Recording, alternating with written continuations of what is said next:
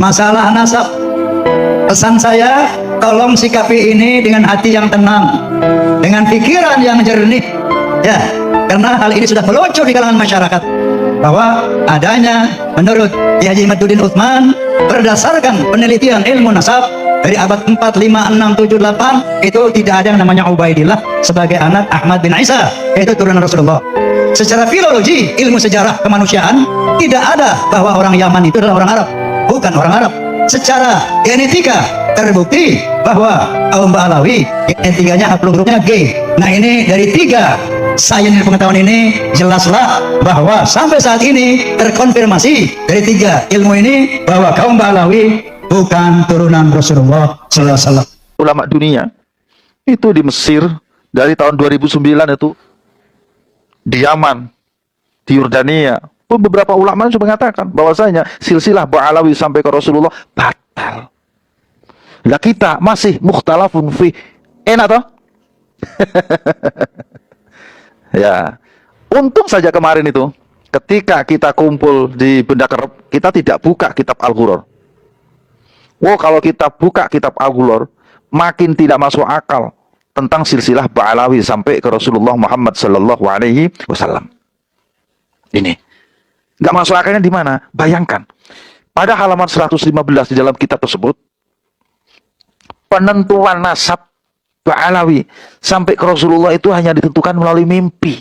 Yang mimpi siapa? Lalu disebutkan juga di kitab tersebut di halaman 108 bahwasanya ada seorang ulama namanya Syekh Abdullah bin Alwi bin Faqih Muqaddam. Ada seorang ulama, ini juga gak disebutkan lagi ulamanya siapa, yang bermimpi ketemu Rasulullah, menyatakan bahwasanya Ba'alawi adalah dzurriyyah Nabi Shallallahu Alaihi Wasallam. Terus juga ada di halaman 117 kalau tidak salah di kitab yang sama, Al-Ghuror. Itu yang menentukan penentuan nasab justru melalui orang lain, padahal saudaranya ada di situ. Ada seorang yang datang ke Basrah namanya Ali. Beliau ke Basrah bertanya pada seseorang imam, seorang qadhi di sana. Padahal di Basrah itu mestinya dia punya saudara namanya Muhammad dan Husain. Karena Ali, Muhammad dan Husain itu tiga-tiganya adalah putra dari Ahmad. Ahmad itu adalah keluarga dari Basrah. Mereka tinggal di Basrah. Jadi kalau seandainya Ali datang ke Basrah, itu mestinya dia menemui Muhammad, menemui Husain. Dan itu terjadi pada abad ke-6. Menurut saya abad ke-6 itu dzurriyyah Nabi yang ada di situ mestinya sudah banyak.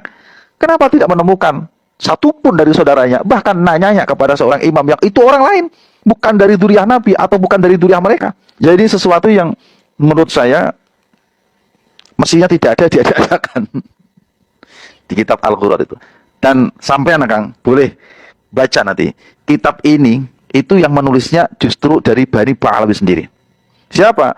Yang menulisnya itu adalah Muhammad Ali bin Al-Wikhid yang wafat tahun 960 Hijriah. Ditulis oleh keluarganya sendiri, mengaku sebagai dzurriyyah Nabi sendiri, tapi cerita dalam kitabnya tidak ada satupun yang bisa diterima oleh akal sehat. Bisa difahami? Alhamdulillah. Jadi sekarang apa masalahnya? Sampai protes, sampai tidak terima, sampai menyalah-nyalahkan. Masalahnya di mana? Kita, sekali lagi, kita masih punya rasa. Di tempat-tempat yang lain mah sudah dibatalkan. Allahumma shalli wa sallim wa barik alaihi. Ada lagi yang mau ditanyakan? Kalau bisa pertanyaannya yang lain ya. Mereka sudah kadung mengatakan ada yang begal nasab. Jika dilihat dari beberapa kitab yang kami kaji bersama, itu yang begal nasab siapa?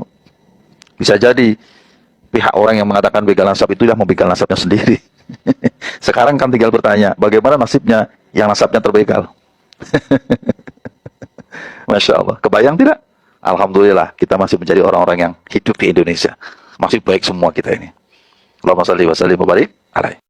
Adapun untuk yang nasab daripada Ubaidillah yang dibahas tadi, itu udah jelas. Ini cari popularitas saja. Nah, siapa orang ini dan siapa orang-orang dulu. Ya, ngajak debat ada di mana, di medsos. Siapa kamu mau berdebat? Inti perlu belajar bukan berdebat. Ini perlu belajar. Jadi begini, kalau berbicara masalah fikih, itu harus orang menguasai fikih, usul fikih, qawaid fiqhiyah. Kalau berbicara masalah hadis, itu harus tahu ilmu hadis, usulul hadis dan lain-lainnya. Qawaidul hadis, mana itu, apa itu hadis makbul, apa itu hadis mardud, apa itu martabahnya makbul, apa itu sahih, apa itu hasan, apa itu sahih li ghairi, sahih di dzati atau sahih li ghairi, atau hasan di dzati atau hasan li ghairi, apa itu yang mardud, bagaimana tertibnya mardud, itu harus tahu dulu. Kalau nasab juga begitu, harus tahu gawaidnya. Lah kalau nggak tahu gawaidnya nasab, nggak disebutkan ada di kitab ini, misalnya, loh, gaidahnya pengisbat nasab gimana? Lah karena itu, lah kalau ketika orang yang nggak ngerti berkomentar, tidak khatabahumul jahiluna qalu salama, nggak usah diladeni, habis-habis pikiran. Mau percaya kalau ada orang TK kemudian mengkritik profesor? Tinggalkan aja. Kamu belajar kitabnya Wadat aja sekarang. Dengarkan bagaimana ajaran mereka, ikuti. Maka kamu akan menjadi orang selamat. Ini pasar ini. Di HP ini pasar, semua orang berkomentar. Semua orang jualan di situ. Yang jualan sayur. Yang jualan ikan. Yang jualan macam-macam ada di situ. Kamu kalau masuk pasar, kamu beli yang penting. Paham ya? Oh, saya mau masak, ya beli. Oh, masak ini, beli ini, keluar. Tapi kalau semua yang ada di situ kamu ladeni, nggak habis, pusing. Akhirnya nggak bisa kamu nikmati apa-apa hidup ini. Yang ada di sini kamu lihat semuanya, percuma. Karena itu nggak usah kamu masuk ke medsos kecuali untuk mengambil manfaat atau memberikan manfaat. Setelah itu nggak usah dilihat. Nggak usah dilihat. Di situ ada orang kepentingan politik, di situ ada orang kepentingan untuk menfitnah, di situ ada orang kepentingan untuk mengajar, di situ ada orang cari yang baik-baik ada di situ. Paham ya? Nggak perlu diladeni. Kenapa kok tidak diladeni? Nggak meladeni siapa? Kan asal lebih meladeni Anda semuanya ini sekarang. Benar? Kan lebih asal ngeladeni murid-murid ini daripada ngeladeni orang yang sok ngerti, kemudian dia tadi itu membuat orang semakin bingung. Nggak usah diladeni. Lawang Robito Alawi itu kantornya udah jelas kok. Ya bawa kitabnya, datang. Mau ada apa, mau debat lewat ada di medsos? Ini kan sama dengan orang suruh berdebat di situ, nanti orang umum suruh menilai. Orang umum apa ya dilibatkan?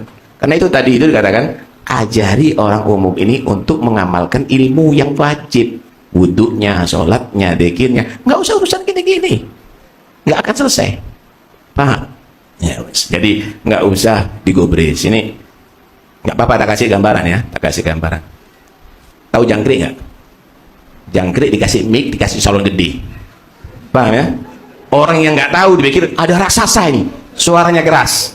Tapi kalau orang sudah tahu suara itu, jangkrik itu cuma dipakai salon yang keras gitu loh. Paham ya? Nah begitu juga ada orang bukan bernilai, orang biasa pakai medsos jadi koyok seperti gede, padahal pengajiannya orang 3, orang 4, nggak dikenal hatta di kampungnya. Paham ya?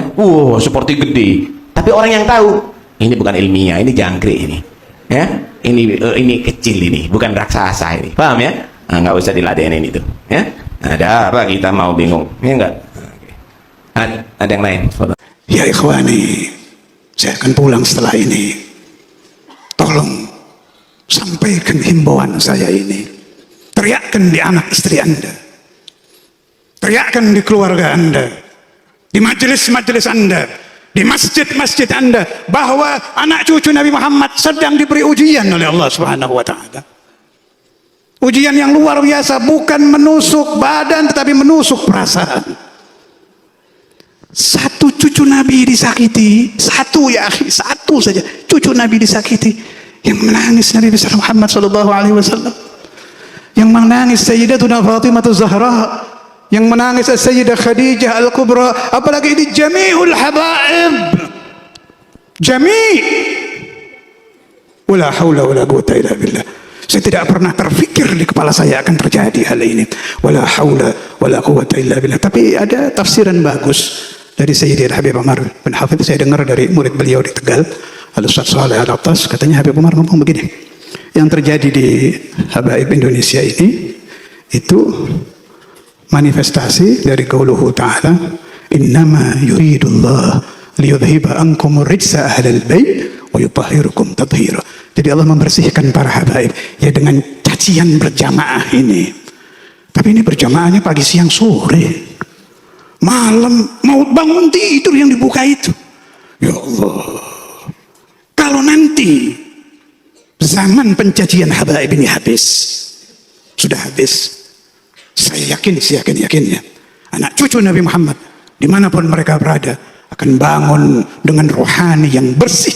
Karena Alhamdulillahirrabbilalamin, akhirnya kita sudah bersama-sama menyimak dan mendengarkan video yang sudah saya putar dari awal sampai akhir, yang mana videonya Haji Roma Irama beserta Habib Taufik dan Habib lainnya mengaduh argumen terkait tentang polemik nasab Ba'alawi. Dan kalau kita mendengarkannya secara simak dan secara khusyuk, maka insya Allah kita akan mendapatkan poin-poin yang sudah disampaikan oleh kedua pihak. Semoga dengan video ini kita dapat menilai dan bisa menilai bagaimana dan siapa saja yang benar dan masuk akal dalam keilmiahan.